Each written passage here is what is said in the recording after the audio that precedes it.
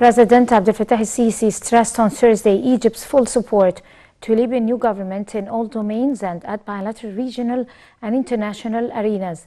During his meeting with visiting head of Libya's Presidential Council, Mohammed al-Manfi, the president said Cairo aims at the new Libyan achieved success in managing the current historical phase and holding national elections during the year. President affirmed Egypt's constant stance that aims at achieving Libyan higher interests that emerge from principles of preserving the country unity, security and stability, as well as the Libyan United National Army. The head of state stressed anew his rejection of foreign forces' interference in Libya's territories. He expressed Egypt's readiness to present expertise to Libyan government in all domains to help the country regaining its national institutions, especially police and security, to achieve security and stability.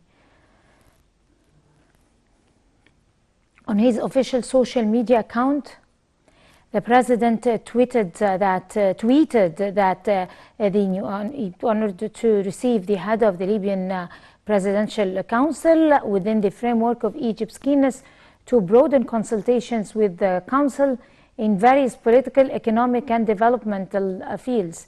The meeting was attended by Foreign Minister Sameh Shukri and Head of General Intelligence Abbas Kamel.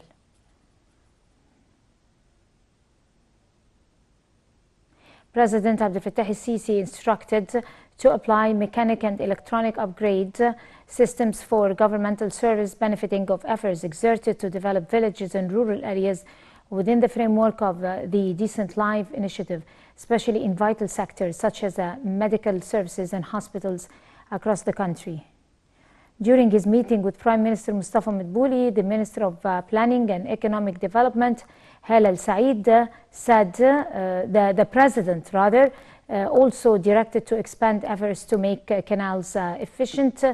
The head of state stressed the environmental and economic outcomes of the project and its contribution in increasing agricultural production.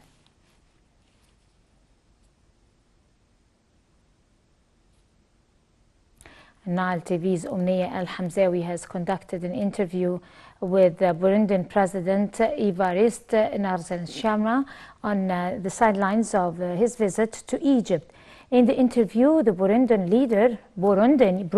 leader hailed historic and deep ties that bind Egypt and Burundi and affirmed that the two nations are bound with the Nile River, the source of life. He stressed his country is in a bad need for real partners and friends to push forward the wheel of economic and social development. Nadia Shimia asserted that activating bilateral agreements with Egypt would enhance relations between the two nations in various domains. The Burundian president reiterated his country is working on developing human capital and improving the administration. He hailed efforts exerted by the president for the sake of realizing Burundi's stability, confirming that Egypt is the cornerstone of peace in the African continent.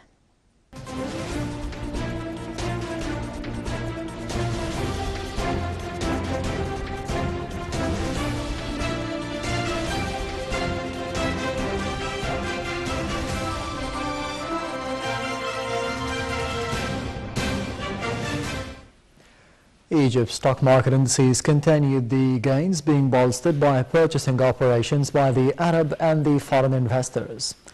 The main EGX 30 index added 1.57%. The small and medium EGX 70 index retreated 0.67%. The more expanded EGX 100 index lost 0.22%. The overall transactions and dealings within the session reached £1.1 billion.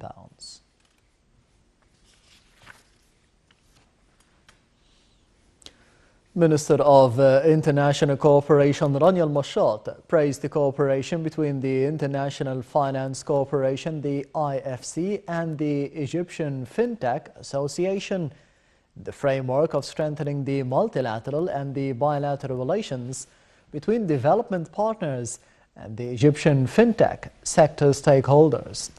The International Finance Corporation, IFC, a member of the World Bank Group, and the Egyptian Fintech Association have partnered to stimulate the entrepreneurship in the field of financial technology in order to stimulate the private sector development and the economic growth in Egypt.